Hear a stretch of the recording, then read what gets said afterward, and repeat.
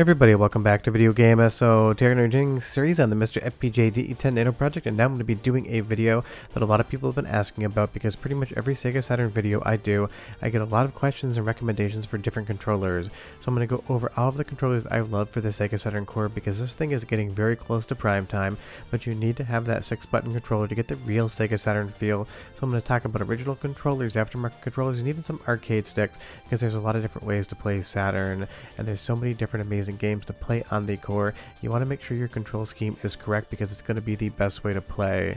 Before we get too far involved though, do me a huge favor, go down below, hit like and subscribe, and ring that notification bell. Definitely helps us out. And if you feel so inclined to want to support the channel, we got a Patreon link down below as well. Because it's not like the company sent me these controllers, I did have to buy a new one to get it on camera. But starting off the top, a controller that a lot of people like and a lot of people have been asking me questions about is the 8-bit Do M30. This is the 2.4 GHz wireless gamepad for Sega Genesis Mini and Mega Drive Mini, but it works great for MiSTer FPGA as well, so don't worry too much about what it says it's for. This is probably one of the leading controllers when it comes to Sega Saturn as far as actually playing on the core, because you can do this wired and you can do it wirelessly. And the best part is, at least at the time of recording this video, it's only $22 and it works on MiSTer and more. I wired this up to my PC with a USB cable and everything was well received. You'll see here I picked it in the white variant, the only color anyone should get when they get a Sega Saturn controller. In the box, you don't get a ton, but it is a very economical and inexpensive way to get the real Sega Saturn feel, and honestly, this controller does a great job. I'll give my final thoughts on all three, but I'll kind of talk about the ergonomics as we go along. You're going to have the classic Saturn D-pad style D-pad right here.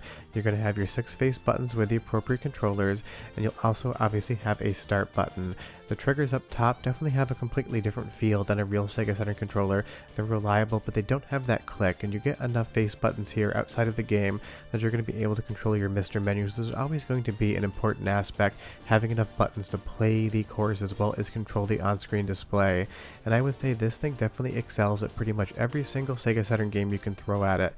The D-pad feels nice and responsive, the control layout is there, the shoulder buttons do function completely fine even if they don't have that click, and it is just a comfortable controller to have in your hand.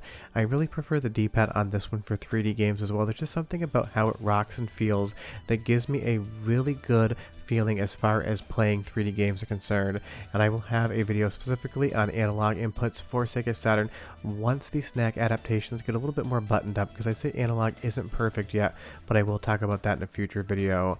And of course, with the 8-bit Do controller, you can get wireless as well. Now for me, 99 out of 100 times I play MiSTer FPGA, I play it with a cable for 2 reasons. 1, because I just prefer the consistency, and 2, I live in a house with plaster walls that acts like a Faraday cage, and I do drop signal now and again. But as far as the hand feel on this thing is concerned, it is exceptional. It does everything you want a Sega Saturn style controller to do. All the buttons are intelligently laid out. It is just a joy to hold, and that's always a good thing, because if you're going to play multiple hours of Sega Saturn, you don't want your hand to cramp, and I would say they did a really good job of the molding on the back, making it smooth and rounded here with some chamfered edges as well, just basically giving you everything you need in a controller. But of course, it isn't the only option on the market. There are other options as well, and we do need to talk about those. So let's move over the 8-bit Do and go into a new controller. This one's going to be the Retro-bit controller. Now this one is the wireless model. There's also a wired one, and the wired one has a slightly different D-pad according to Octane over on MiSTer FPGA Discords.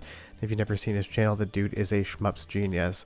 This is what I've been using for the core since I started playing if I'm not using original controllers, and I will say I absolutely love this thing. It's got the clicky shoulder buttons, it's got the button layout, and the overall identical Sega Saturn style shape as a real controller. But I have seen reports that some of the QA and manufacturing tolerances on these things are less than to be desired, so maybe I got an incredible model. I've had this thing for like 4 or 5 years now, and it has been a rock solid stable for me, and I love the feel of these little wings in the back as well. And just like the 8-bit Do controller, I love this thing across general Sega Saturn usage. You can try the wired model, you can try the wireless model, just make sure that it feels good in your hand and all the buttons are responsive. I might buy it on something like Amazon, that way if for some reason you get one of the units that seems to be a little bit loose in manufacturing, you can just return it and grab another one, because again, I have more than one of these controllers and both have been great for me, but I can't deny other commenters saying that they've had some issues with it, including people I trust on MiSTer Discord and other places saying that they either got an incredible model or they got one that had a sloppy D-pad. So you can definitely decide what works for you. But this one I particularly love in 2D platformers as well. The D-pad's a little bit looser like the real Sega Saturn and kind of has that overall initial feel that makes me think is as close to an original Saturn controller as you can get without using an original Saturn controller. And again, just like the 8-bit DOE, this is going to be wireless as well. And both of these dongles, whether you're using them with its respective controller, I don't really have too many connection issues. I would say that maybe once every 3 or 4 hours I'll drop connection and it needs to reconnect, but again, I live in a plaster and chicken wire wall house because it was built in 1892, so honestly, I would have a lot more problems than you, but generally, I prefer being wired when I can actually take that chance. So we obviously have these two controllers here, the Retro Bit and the 8-bit DOE, but we need to talk about the original king of 2D controllers, the actual Sega Saturn controller in and of itself, because when I say this is the best D-pad and best controller ever made that doesn't involve analog, I 100% mean it. I'm pretty sure everyone's going to agree. The original Saturn controller is just an absolute work of art. If you have one of these and it is in good condition, you can use this in 2 different methodologies on your MiSTer FPGA. We'll get to that in just a moment. But do be aware, if you're going to buy one of these things used on eBay, it might come in with a little bit of a rotten rubber membrane, and you can get aftermarket parts and swap those out. I've taken a lot of time and energy to make sure my Saturn controllers feel just like they did coming out of the box, but you can't be guaranteed a perfect controller if you buy used.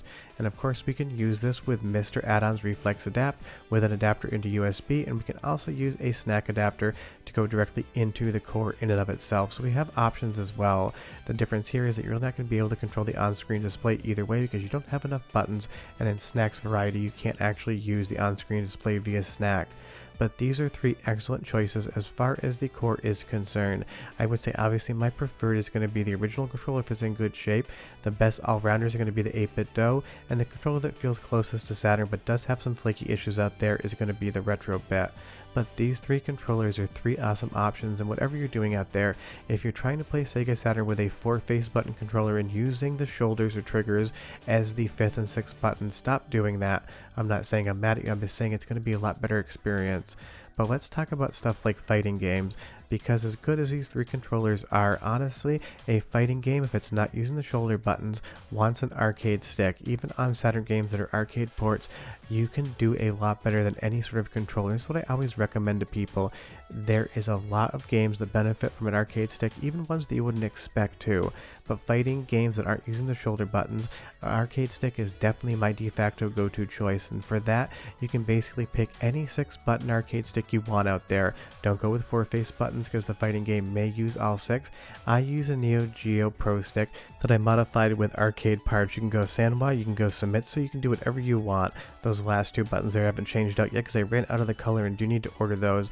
But trust me, a wired arcade stick is going to be absolutely awesome, and something like this here in USB mode is going to be absolutely 0 latency. You're never going to detect anything, and that really is how I like to play pretty much every fighting game on the Sega Saturn core and every fighting game on MiSTer FPGA in general. Additionally, I also have some custom stick builds in my collection. This one terminates out to a DB15 Neo Geo style port, and I have wired up pin 5 and pin 6, so you can adapt this over to USB. It's not going to be as easy as using a traditional USB stick, because something like the MiSTer Add-ons Reflex Adapter, Boot Sector's adapter here, are going to be for that Neo Geo pinout, so you need to make sure other things are wired up correctly.